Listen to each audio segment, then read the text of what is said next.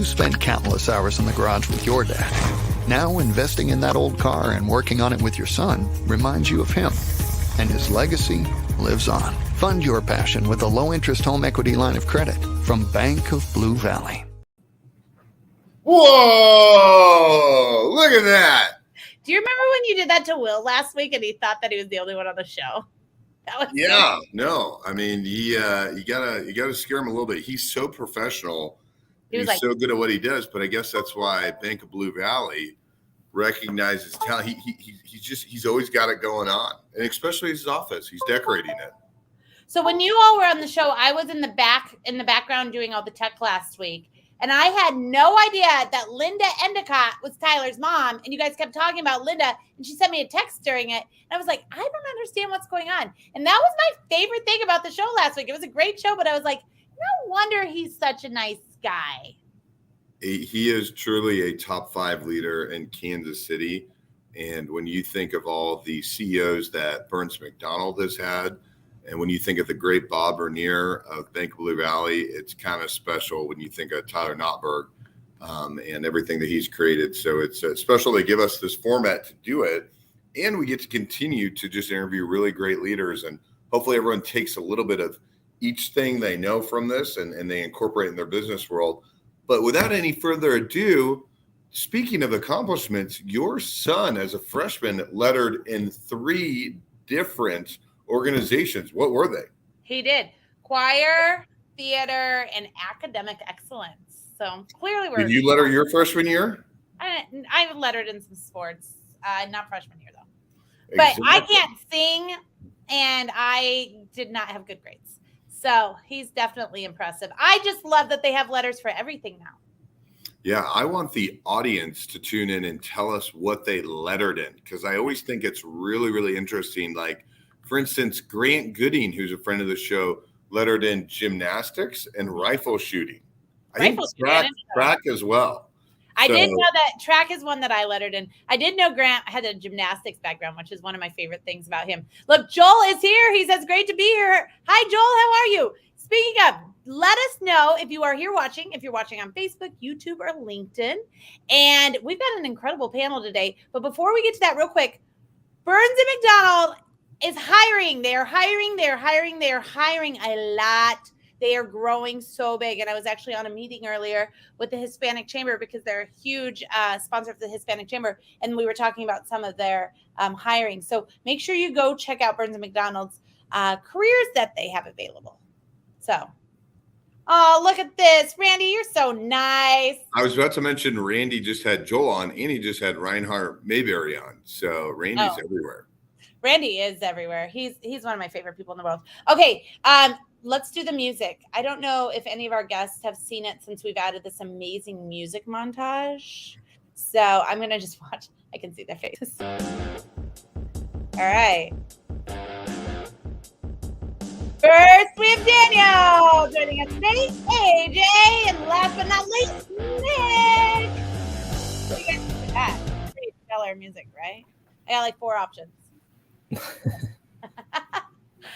All right, guys. Well, thank you guys so much for joining us. This is going to be a fun panel today. So let's just jump right into it.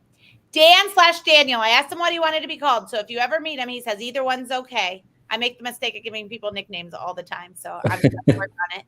Who are you? What do you do? And how do you get to Kansas City? Yeah, my name's Dan or Daniel Huerter, and I'm the CEO of Pure Spectrum. And I was born and raised in Kansas City, and I left for about 5 years, moved out to Colorado to help start Pure Spectrum. And I came back a little over 2 years ago and starting to grow my roots back into Kansas City since being back. So when we met, we talked about you have been a dinosaur in your industry, which you are really young. So kind of explain your origin of the industries and how it has relatively young grassroots in the economic forum. Not that the history of it isn't long, but in the economy, it's short. Right. Yeah. So I'm in the hemp industry. So technically the cannabis industry, but we call it the cold side. So there's no THC or anything in any of our products. And when we got started, I filed my first CBD LLC company in 2014, which is right around when people first heard about it in America, when it was featured on CNN around a young girl named Charlotte Figge that the company Charlotte's Web was started after. And so I got in pretty early. I left my job at Perceptive Software here in Kansas and moved to Colorado to get into that. And that was before the Farm Bill was even signed that made it completely legal and started adding some regulation around the industry. So I've been in for a long, long time in the industry since its birth back in 2014. Perceptive Software has put out some amazing people. Were you there with Tope Awatana? I was. Yeah. The guy that started Calendly. That group that was at Perceptive Software, they are doing some amazing things now. That's just a side note. No, it's a very good point. And when people actually interview, I was telling Dan, and they worked at Perceptive Software, they always get the question, were you successful because you worked there? Or are you one of the true leaders of change? And speaking of that, Dan, what did you learn at Perceptive that you have taken with you and incorporated in your businesses? Yeah, shout out Justin Strecker on this one, who taught me this in day one of consulting. It's okay to say I don't know. It's better to say I don't know if you don't know an answer to a question than it is to make up an answer. So if you say I don't know, but I can find that answer for you, I'll get back to you. It's a much better answer than just trying to make something up. I've carried that with me since day 2 at Perceptive. And so for you and your industry, what do you feel is the biggest driver to your success? And then before Aaron geeks out too much, secondly, talk about the influencer market and how you've been a pioneer in the influencer market. Yeah. Biggest reason for our success is, we're a rather small company competing with some of the big guys. And I think it's truly because we care. We care about our customers. If you go and look at any of our reviews, a lot of them are about our customer service department and how they are being taken care of. So I think that's first and foremost that has to drive everything we do, is actually trying to make a difference in people's lives. And in the beginning, when we started marketing, we got kicked out of a lot of banks. We weren't allowed traditional advertising through Facebook, through Google, anything else, because none of these entities knew the difference between hemp and marijuana. And so we started going after influencers and ambassadors that loved our product and used our product. We first were very heavy into UFC fighters, were a lot of our influencers. And this was back in 2015, 2016. When it was a little bit easier than it is today. There was a lot of influencers that were okay with like, hey, send me free product and I'll rep you. That's changed a lot. I know Aaron probably knows that, but that's changed a lot in the recent years. But definitely some of the pioneers out of necessity, we had really no other way to get our brand name out there, and that led us to sponsoring the CrossFit Games in 2018 and partnering with the Olympic organization and USA Triathlon and USA Weightlifting, and kind of just spiderwebbed from there. But it all started with Aljamain Sterling was actually our very first influencer. Fun fact. So, Aaron, I'm shocked you don't have a follow-up, because I have a follow-up for it. Go for it. The reason why that's for the audience to kind of understand of why sport is so important for the product is people in athletic activity are students of their body, of what's coming in and what's coming out. Like my wife and I have for years, like really tried to avoid gluten. That's just a tiny stepping stone in the grand scheme of really understanding what interacts with our bodies. How has the hemp affected that world, and why are they such good influencers for your product, for the audience to understand why they're such loyal users or potential users? Yeah, I think people hear CBD or they hear hemp and they see it as a product that's, going to help with X condition. But really, if you feel like you're, perfectly healthy, you can still benefit from it. And it all comes down to the fact that we have what's called an endocannabinoid system in our body And that system's whole purpose in our body is homeostasis. So if anything's out of homeostasis, anything's out of balance, we can supplement that system, and that system goes to work and make things better. So athletes vet out all their products. They are drug tested often. They have to really keep a higher standard than most people for what they do put in their bodies. So if their followers see that they're taking our product, then they can know that it's a trusted product and something that's been vetted out by someone who, vets products even harder than they do. Wow. I mean, I have a ton of questions on influencers, but this isn't a marketing show, so I was not going to. I'm working on listening better, not just always being the talker. That's what I'm working on. So is that why you moved to Colorado? It was, yes. Because the legalities there were quicker. Yeah, and all the connections, the whole network there, producers, farms. Early on, we partnered with the largest USDA organic hemp farm in the nation, and you just wouldn't find that in Kansas at the time. Right. Has it changed a lot here, though, now? Do you find that easier here? It has. Yeah, Kansas is really picking up. Kansas was one of the largest producers of hemp before Prohibition happened and hemp kind of went away. But back in the day, you could pay your taxes with hemp. It was kind of that involved in the American economy. So we're getting back there. The lazy question, when do you think it, not that I'm excited, but when do you think it's going to be legalized in the state of Kansas? On the THC side, legalized in the state of Kansas.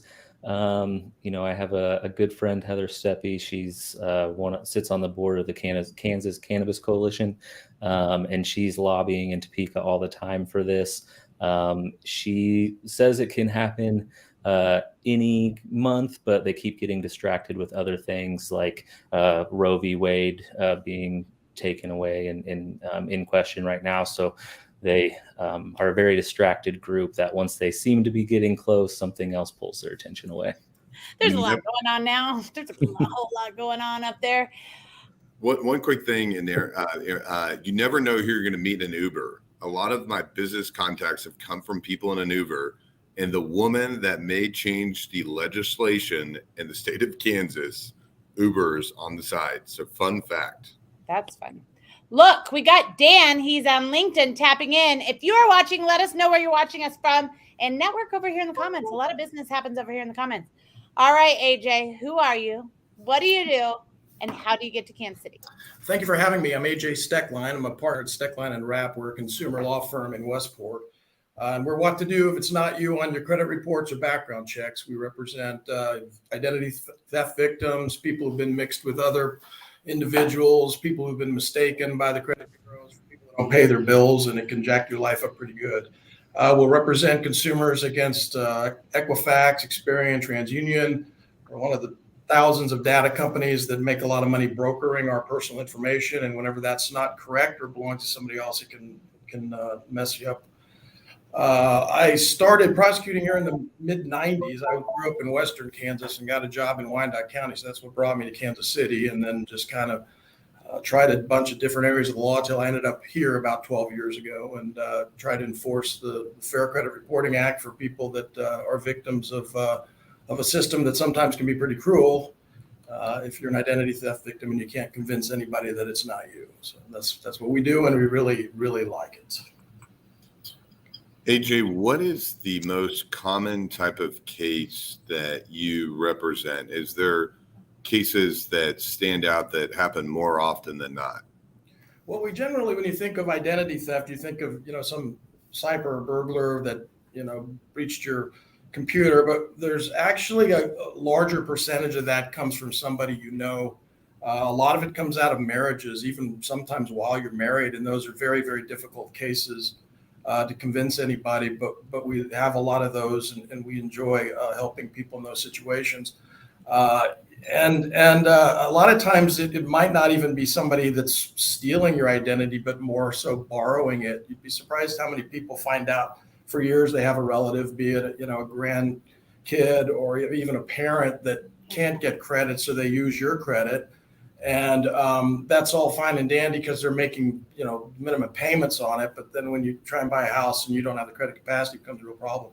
So that is probably our most common what we call mixed files is kind of second to that, where you've been confused with somebody else. That's not quite as common as the identity theft. And then also we deal with a lot of debt collectors that are collecting debts where they've either, we see a lot of cases where people are juniors and seniors. It always seems like a great idea to name your children after you until maybe they fall on some hard times and your name's exactly the same and you've all at one point lived at the same address. So sometimes that can become confusing. Well, to mix it up here, 3 questions. Where in Kansas are you from? What is your favorite restaurant in Westport? And how does the audience and ourselves protect ourselves from what you just talked about? I'm from Hayes, Kansas, grew up on a wheat farm there. I don't have a favorite restaurant. I try and spread the wealth and eat as many as I can. And how do you protect yourself is something I could talk about for hours and hours. But I guess the first thing would be to recognize who your friends are and who they aren't. And who you should listen to. And when I mean that, I don't mean, the person, usually the focus is on the identity thief, particularly if you've known them, particularly if you're divorced from them. A lot of times you'll spend your time, angry at that person, and you'll go on the internet and get information on how to try and handle it yourself. And a lot of that information is from the people or the companies you'll eventually be suing if it doesn't work out. So what I want people to know is that the laws allow you to be able to hire lawyers at no cost to you because of the way the laws are set up. And we don't ever charge our clients anything out of the pocket. So the earlier you can get to us or somebody like us, the better. You can do your own dental work if you want. It's probably not a good idea. And you can also try and fix your own identity theft problems. But a lot of times what we do in our lawsuits is try and unfix what you're trying to do. Because the places you're taking advice from over the internet and is often the people you're trying to advocate against later in arguing that you did, a sufficient job in describing what your problem was. So since we don't cost anything, and the earlier the better, I would tell people that if you find yourself in a true, what we call not you situation, identity theft, mixed file, find a lawyer. A lot of people wait to do that because talking to lawyers is no fun. Everybody assumes that it's expensive, but I think that it can also put your mind at ease, and you can not spin a lot of wheels, but more importantly, not do anything that if you end up having to go to court hurts your case because you weren't clear enough, you didn't, you got confused with the credit repair situation, and you weren't taken seriously, or you just did the wrong things trying to fix it yourself. Find professional help, the sooner the better, because it's not a quick fix if you can't get it fixed initially. Right. And then one quick question, besides using Lily and James Creative to help you on anything branding or marketing, where would you say most of your referrals come from? Is it SEO? Is it divorce attorneys? Like, how do most people find you? Well, that's what our biggest overhaul has been this last year. We just got back from a national conference with all the lawyers. There's not that many people that do this around the country. You just think everybody has a credit report. There'd be a zillion of us because there's a zillion lawyers everywhere else. Our hardest thing is reaching people. There's a lot of stuff out there that revolves around credit, that debt consolidations, credit repair organizations, things like that we're all bombarded with it. So you really never see anybody advertising. Your lawyer that you see on TV is not, you see the personal injury lawyers, you don't see us. And whenever you Google identity theft on the SEO, you're going to come up with a lot of criminal lawyers that represent you if you're charged with, another serious situation with identity theft, and that's something we do. We try and build our referral network through professionals. Because particularly, bankers, insurance professionals, realtors, estate planners, anybody that somebody trusts you with their finances, because you may very well be the first person they call in that situation. And we want you to know just enough to not throw them back into the identity theft thing. But trying to explain it as simple as it seems has somewhat been a challenge. So I wish I had a great answer for that. People seem to find their way to us. And they seem to say, it took me forever to find you. Job number one this year is going to try and figure out how to do a better way of narrowing down what we do and explaining it so that people have an easier time finding us. Scott, just to be clear, we don't work together yet. So well, just threw a softball there in front of everyone. Yeah, there you did. Okay, so first of all, I think that it's fascinating that you say there's not a ton of people that do what you do. But yes, you're right. So many people have questions about credit. So I think that's really, really interesting. What else I think is interesting is that we were talking about this offline. You are related to two pretty big, powerful women in this city. So why don't you I know our users know them or our watchers know them because they've been on the show. Who are you related to that's been on the show before? Rhea Flynn is my sister, and I know she's been on several times. She's a really impressive entrepreneur. I'm really proud of her. And Christy Hartman is my wife. She's a estate planner down on the plaza. She's fantastic at what she does. Two attorneys married to each other. So they're actually really, really fun to hang out with. So fun to go to happy hours with. Well, I'm so excited that we finally got you on here. I've been working on this for a long time. So make note of AJ because he doesn't pop up that much because he's so busy, but he's a good person to know when you have your credit questions. All right, Nick, who are you? What do you do? How do you get to Kansas City? Yeah, thank you for having me back on. Nick Giuliani. So I work and do sales and business development for Dynamic Logistics here in town. So my overall role is to identify small to mid-sized manufacturers that might be a good fit for our technology offering, which is called a transportation management software solution. So it's my job to identify them, take them through the sales cycle, get them signed up, and then hand that off to our implementation team who can get them actually live and launched. So been with them about just over 4 years now. I've been in Kansas City almost 13 years, which is crazy to say out loud. I came here through St. Louis, where I grew up. After college, I had absolutely no idea what I wanted to do. I never really thought about a career. I didn't really ever think I would be working because I just assumed I was going to be a Major League Baseball player, and that didn't go so well. So thankfully, my brother had been up here for 3 or 4 years at that point and was like, hey, I know some people I can introduce you to. End up at an interview at Freight Quote. By the time I had gotten about 20 minutes outside of St. Louis, they called and said, hey, you got the job if you wanted. I said, yeah, let's go.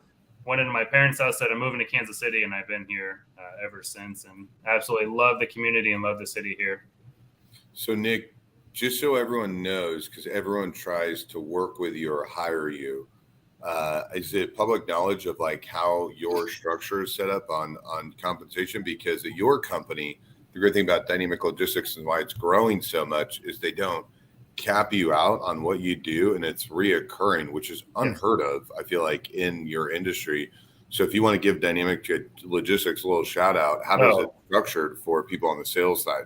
Yeah, I can't say enough good things about Dynamic Logistics, whether it's from the way that we are comped out to the leadership team being unbelievably transparent and bringing people in for big decisions. So they are a fantastic company with a lot of great things, a lot of growth coming this year. But yeah, so we are set up, and actually it's the same for everybody. It's not just sales.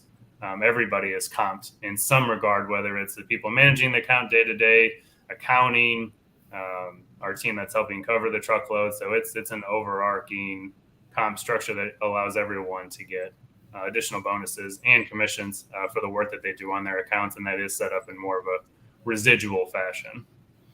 So I think the most impressive thing to me is your networking. Like Scott said it earlier, you know everyone, you are everywhere. So can you talk a little bit about how you plan out your networking? Because I think that's something that a lot of people have been asking me lately is how do you know which things are worth going to and spending your time at? Sure.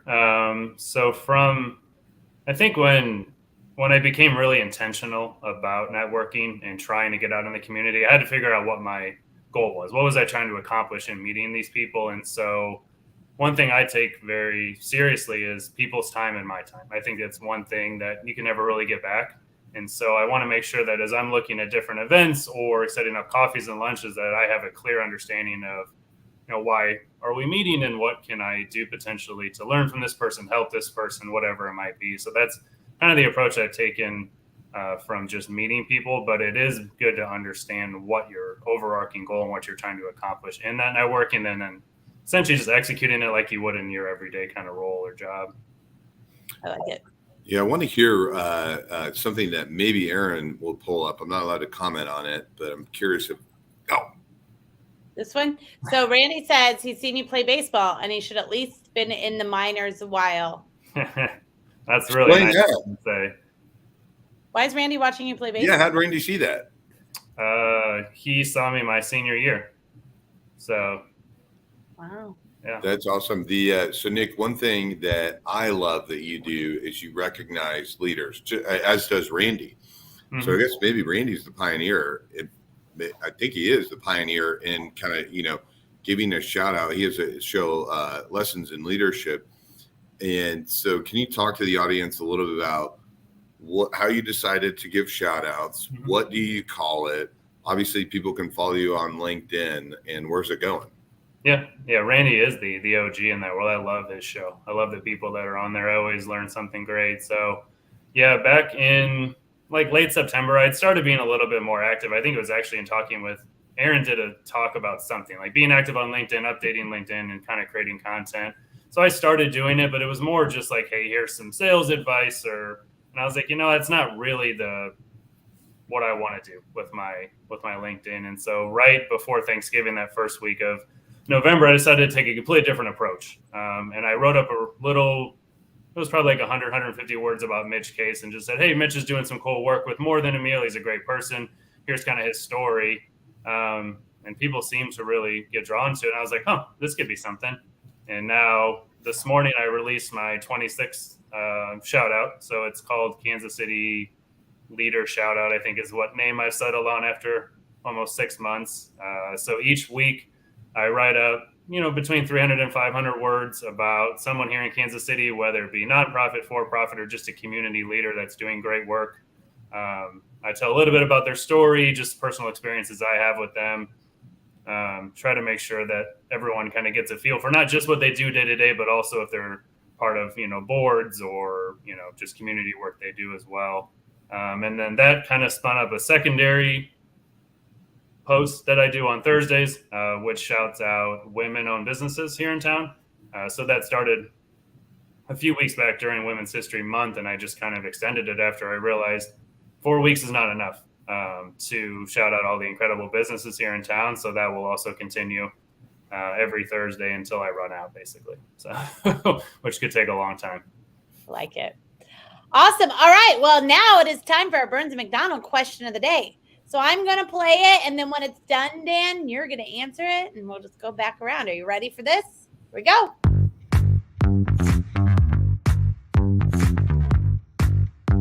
Hi, my name's Megan Johnson. I'm a technical recruiter for Burns and McDonnell, looking for the best and brightest talent nationwide. My question of the day is, what would your customers say about your business? Awesome. Yeah, I think we touched on it earlier, but I think our customers would say that we care about them. The chat box in the bottom right of the website isn't a robot. There's a person behind that, and they are there to help. They spend a lot of time helping and understanding what the customer is looking for, and work them through finding a solution and what's kind of the best product for them to try that will give them the best chance at success. So I think it's all in about actually caring about our customers, and I think our customers would say the same thing. What about at nighttime? Who manages the chatbot? It leaves a message, and then we get to it in the morning. So it lets you know that it's off hours of being live. Yeah. I'm really into chatbots in my life right now. This is always the conversation: is do we do the AI or do we do the in person? Aaron, so what is the trend with that? Because there was they sold the ruby red jeans, but I forgot what the name of the company was. They grew so fast that they weren't recognized in any of the business journals. I know Trevor Flanagan and Scott Hansen sold it, Professional Chats, but I haven't heard a lot about it. Where is that industry going? Because we were talking about it with AJ, but what's kind of new and percolating in that world? Oh, chatbots are, if you don't have a chatbot on your website at this point, I think you're behind. Yeah.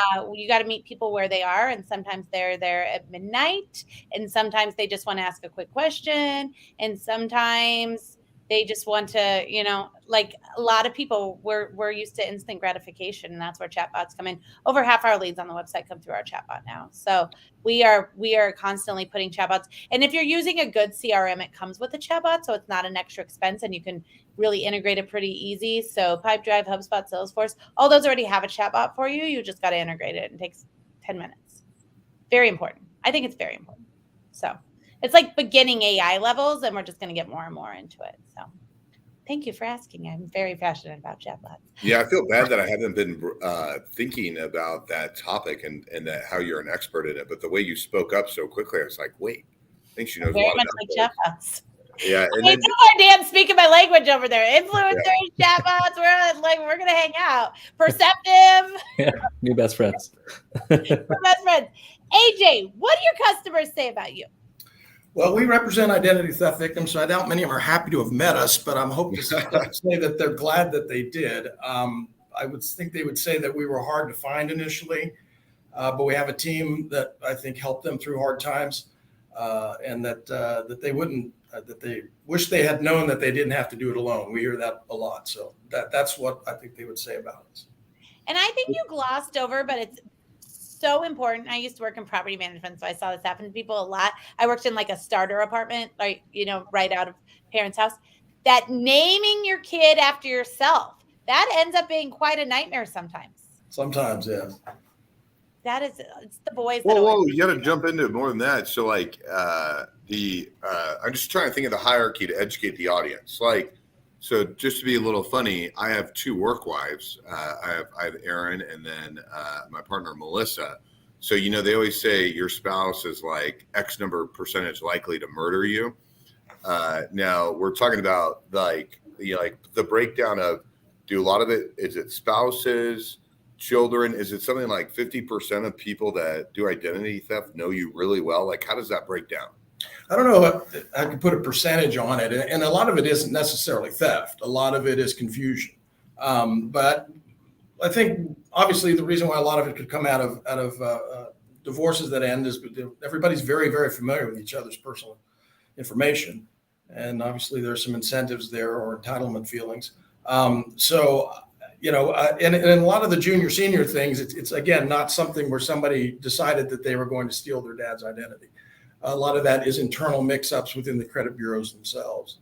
So, yeah, it's crazy. I saw a kid one time. Like we worked really hard to get him approved because his dad had gone through a bankruptcy, and it was coming up as an 18-year-old that he had gone through all this stuff. And it was the first time I was like, I will never name my kids after myself, and I will fight that battle if anyone wants to. So very, very much, those things that resonate with you. And then one quick thing. So I'm just thinking to myself, like, I think of divorce attorneys, like, is there a way to intercept people before they're going through a divorce for your firm to help them? Or is it you react after the fact? Is there proactive things that people can do outside of just normal things they do for themselves, but ways that they're going through a transaction, or your business partners are separating? Like, there's going to be a point of separation somewhere.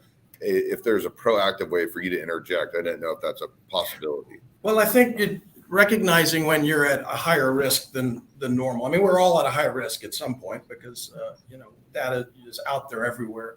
But if you have a situation where you have an antagonistic relationship, or somebody that is obviously very important to monitor your credit. If you're going through a divorce, check your credit reports right away. I'm surprised how many divorce lawyers we talk to don't get a baseline on the credit right away. Because there's no way to go back through the bureaus and have them pull a report as to what it looked like a year and a half ago when you started the situation. And so it's easy to say credit monitoring, but and use a good monitoring system.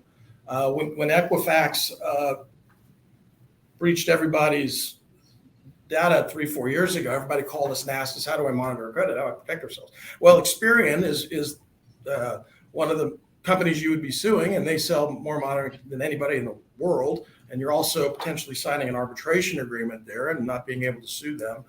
Credit Karma's fine, except they don't monitor Experian, and they're owned by TransUnion. So we ended up building our own monitoring system. But I guess my point is, if you know you're high risk, if you just came out of a bankruptcy, which there's going to be a lot of changes to your credit report, and we do a lot of work in that area too to make sure. If you're going through an antagonist divorce, if you have somebody that in your family that is prone to be using identity theft or is named a lot like you, then you just make sure you keep track of that. And they say, stagger your reports every 3-4 months so you don't have to pay $15. That's not worth it if you're in a high risk situation. So the faster you can get on it, the better. Some people that come to us, going back to what our clients say about their businesses, is we have clients who come out of a 15-year marriage and lots of credit they didn't know about, and they never checked their reports in 15 years. Usually people only find this out when they want to make a big move in their life and buy a house or something like that, and it holds it up, and it could take us a year to fix it. So be proactive in just making sure what these companies are saying about you. You can go to our website at giveyourselfcredit.com, and you can see all the different kinds of companies that are out there that are keeping track of you. Check Systems is a company that keeps track of whether you bounce checks. If you do, we have clients that are locked out of the banking system for 7.5 years. There's a zillion different companies. You just think of the big three with Equifax, TransUnion, Experian. There's a zillion different companies keeping track of your data, and you need to know where to go to look.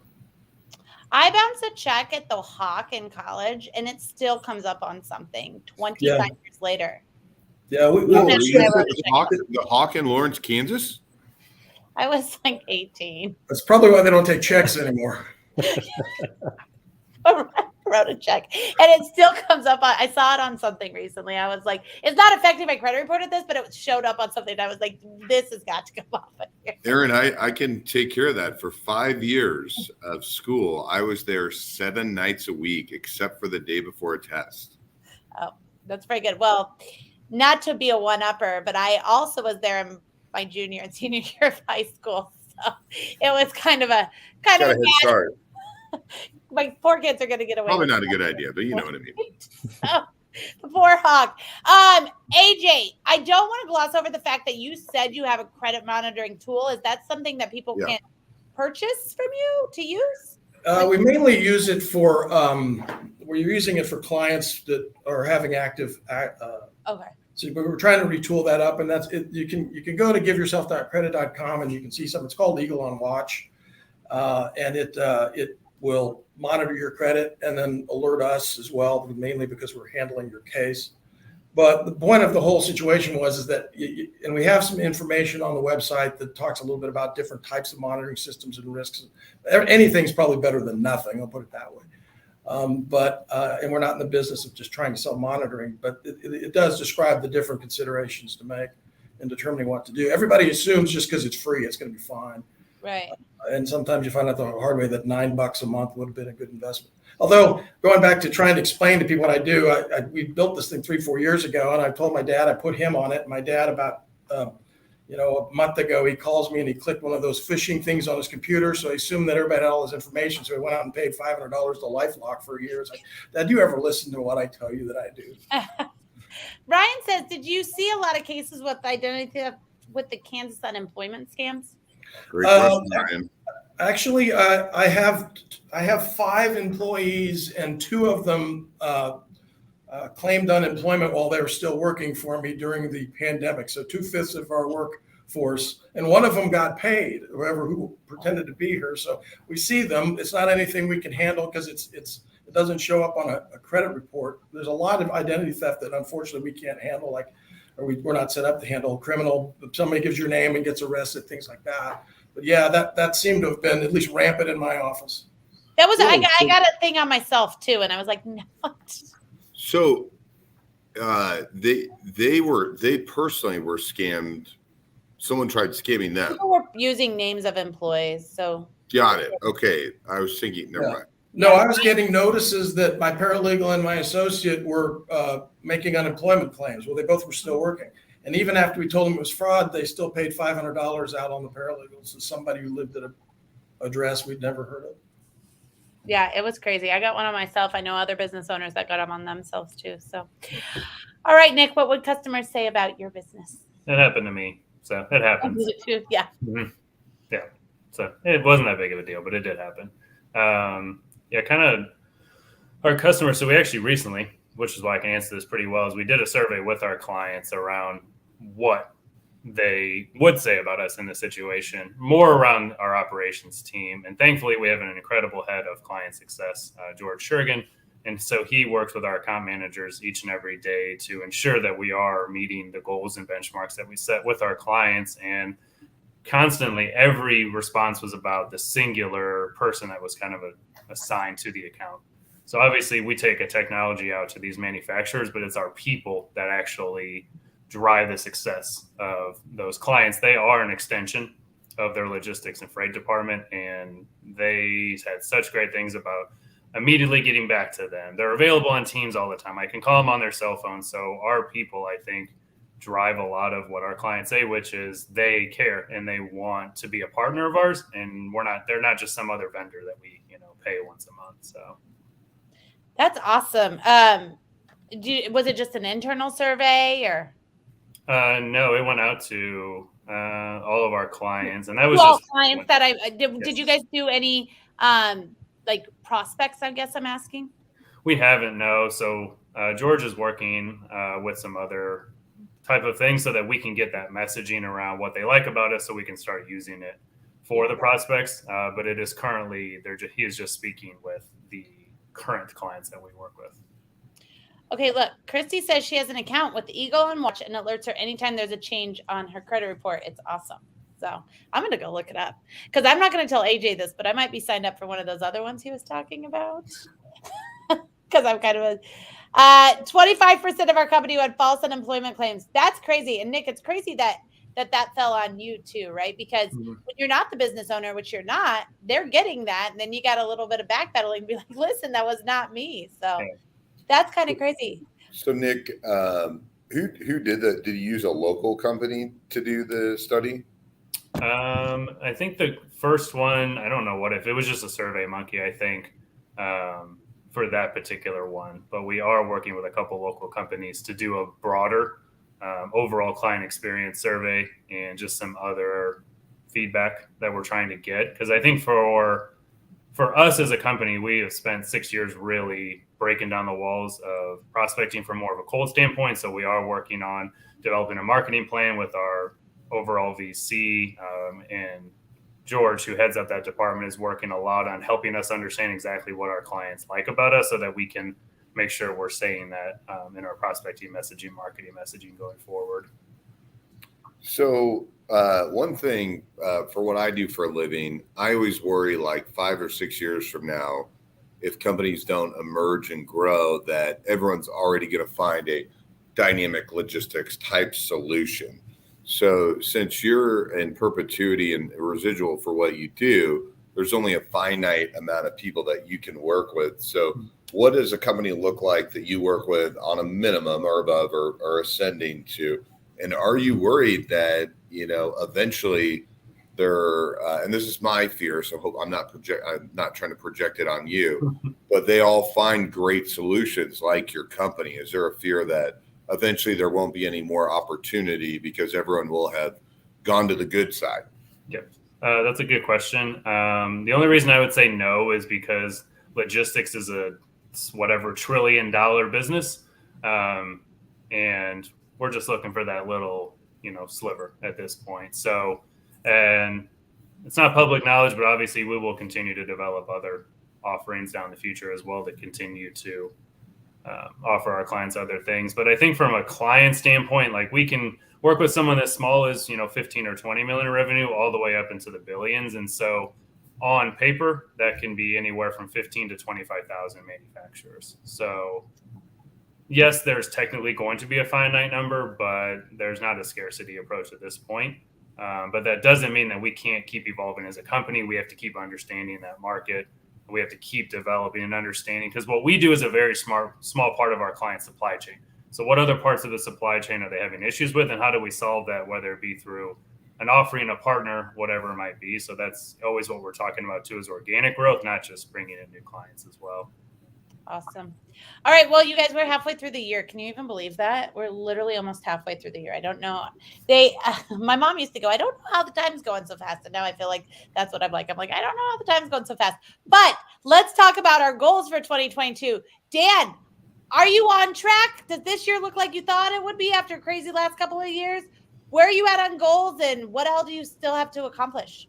Yeah, goals have been good this year. I made it intentional as a personal goal to meditate every day. I think I just passed 170 some days in a row.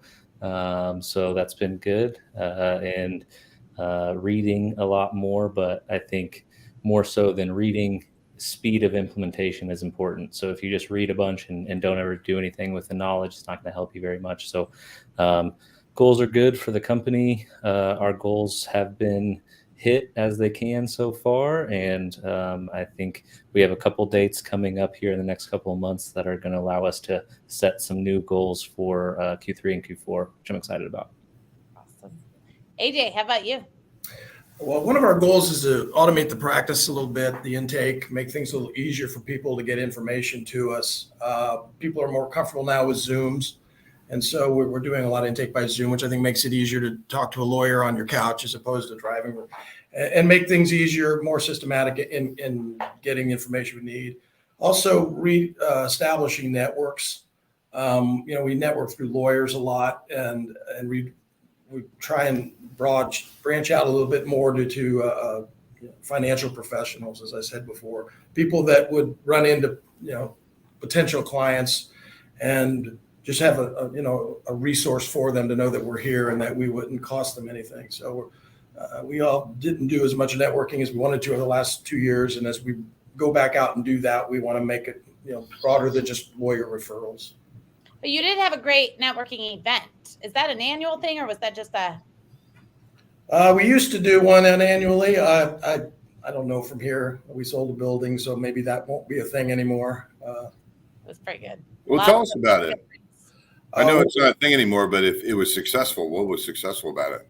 We had a holiday event in our Kansas City, Kansas office, and I think what was successful about it is we did it the Friday before Thanksgiving, so we were the first one on the calendar, and everybody else, so I think legs get weaker as the holiday season went on, and we did it for about 17 years. And so we always had a well-attended party, and I think that was because we were first. But then you had the summer one at your Westport building last year. That was just a one-time thing, and we kind of we did it with Pete Goss next door, is another attorney who does mass torts, and it was fun because we got in right before they shut everything back down, so we were able to get into a party, and then everybody had to go back into their closet and their safety net. So that was a good time. And anything with Jello shots, I really like going to. That was Christy's contribution. That had nothing to do with that. Nick, how about you? Go ahead, Scott. One thing that I just recently, with a lot of folks on the business development front, is if they can list out 20 of the people that they're talking to, and they close their eyes, and then they have to pick one or two people that like them the most, that's probably who we should be trying to work with. I think oftentimes we chase what we can't have psychologically, or we chase the larger opportunities as opposed to those that want to work with you. And then the same, AJ, goes with referral partners. If someone's referred you a deal that's closed, they should always have a place on your whiteboard forever. Because if done one, they're highly likely to do two. And the other 98 people, or I'm joking, the other 98%, you just don't worry about them. But I just always think in your world of business development, backtracking to who's already taking care of you and loves you will probably yield a lot more results just by friendly reminders. So, Nick, yes. How about your goals? So I had them broken down into two: professional, personal. Our company-wise, we're doing really well so far in the first 4.5 weeks. We actually hit a record last week as a company, which is really exciting. A lot of growth, new headquarters, a lot of fun stuff. From that standpoint, personally, I am a little bit behind the goals I have for the year as far as just from the sales standpoint, but I have the pipeline to get there for my yearly quota, if you want to call it that, which is good. And then on the personal side, I'm doing really well with what I like to call daily micro goals. Kind of what Dan was talking about: meditate every day, journal every day, read every day, work out 3 times a week. So I've been very consistent in that. And then some of them also fall around, getting to know new people, writing the post on LinkedIn. So I've been very consistent on that side as well. The one goal I might fall a little short of is leading the Band of Angels rock stars and the most money raised. We've had some unbelievable donations come in. So I'm a little bit behind on that. So I got to catch up to knock that goal off before July 8th. Well, awesome. This has been an incredible panel, but I do have this game we're going to play. You remember how I said earlier, one of you guys will be a sports guy and I won't know it. Nick said something. I feel like you guys probably know sports. So I went a number 7, which is the difficulty level. It's the highest level on this. For this one, I don't know this. If you guys all just answer this right away, I'm dumb. So let's just try it. Let's just go back to the same order. Scott, do not answer till last. Dan, AJ, Nick. I think that's a good order. And then Scott. And then if you're over here in the comments, guess right away so I can pull up your guesses as well. All right. In a September 4th, 2002 game showcased in the movie Moneyball, how many consecutive runs did the Royals score to tie things up before ultimately allowing the A's to win their 20th game in a row? It's tough, right? How many consecutive runs, Dan? Just take a stab at it. 7. Do you know this, AJ? Oh, yeah, it's 11. Nick? 11. Scott? Yeah. I'm going to say 11, but I'm copying. It's copying. All right. I'm going to reread it again, see if we get any questions or any answers over here. We've got about a 20-second delay between when people hear it. In a September 4th, 2002 game showcased in the movie Moneyball, how many consecutive runs did the Royals score to tie things up before ultimately allowing the A's to win their 20th game in a row? It's 11. How did you know that, AJ? I have no idea. Oh, you were so confident. I was like, he knows it. Did you know, Nick? Yeah, I've seen that scene of that movie. It's one of my favorite movies, being a baseball fan. So I've watched it a lot. And it's the only one in the movie where Brad Pitt's character actually goes to the stadium since he doesn't normally watch it. So I've seen it a lot. Okay, we've got just a couple more minutes here. I want to talk about something really quick because we do have a lot of people watching. There are a million nonprofits out there that support kids. Nick, Scott, and I all happen to sit on the same board. Bye, Dan. All happen to sit on the same board, and it is the Casey Can board. This Friday, and this is why I want to bring this up, this Friday is the deadline. If you are part of a nonprofit or know a nonprofit or are on the board of a nonprofit, please spread the word. On Friday is our deadline for taking grants at midnight on Friday. What happens with these grants? It's a 100% volunteer only board. What will happen is we will give anywhere from $10,000 to $25,000 out to these grants. So there will be grant selection. Those people will get to come and present why they need the money. And then as a board, we get a vote. Do we give them the money? Do we give them half the money? What do we do depending on, kind of all the things that they're trying to accomplish? Hi, Dan. I didn't know if you just didn't want anything to do with this nonprofit part. Welcome back. That happens all the time. So anyways, we have not, for some reason, because we're an all-volunteer board, we have not received as many grant applications as our goals are. So I know a lot of these come in last minute, so I thought we'd do one final push here. If you know a nonprofit that could benefit from receiving up to $25,000 to help their kid-focused project go forward, please go to kccan.org. You can hit up Scott, you can hit up Nick, you can hit up me. We will love to send it to you and nominate your nonprofit, send it to your nonprofit and have them fill out the grant stuff. But we've only got a couple of days left on that. Okay, Scott, we got a couple minutes left. Ask one stupid quick icebreaker and we're going to be done. Oh man, now I was going to ask a deep one. KC Can was started by Peter and Veronica Maluk of Creative Planning. Everyone knows them in Kansas City. Truly one of the most giving families our city has. We're very lucky to have them. So AJ, we're going to start with you, then go to Nick, then go to Dan. Did someone inspire you or motivate you to be successful? Did they inspire you, or did you want to be like, hey, I'm going to prove you wrong?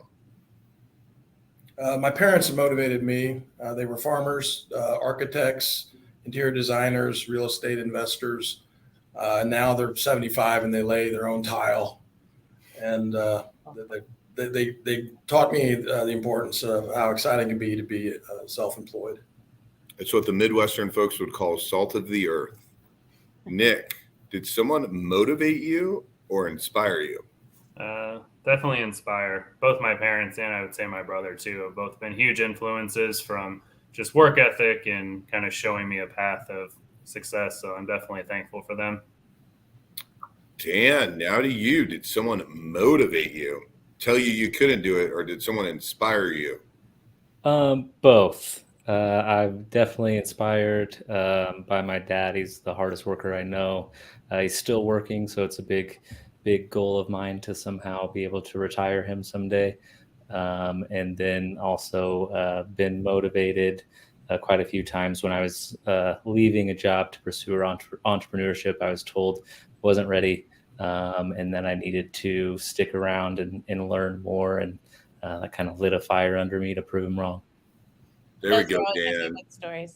Aaron and I were motivated just for we're not going to retell this story, but it's funny whenever we ask this question, everyone talks about the inspirational side. But another reason for people to think of Casey Can, a lot of people said, our panel said they're someone that was their parent, and sometimes people don't have that luxury of having their parents being the foundation for their life, and think about those non-for-profits that maybe help with that. So Aaron, besides talking about Bank of Blue Valley and Burns McDonnell allowing us the opportunity to spread the good word in Kansas City, how do you want to close out the show? Well, I just want to say thank you so much to our panel. Make sure you tag your favorite nonprofit. Make sure you connect with all three of these guys because they're all doing awesome and amazing stuff. And we will see you same time, same place next week right here. Have a wonderful week.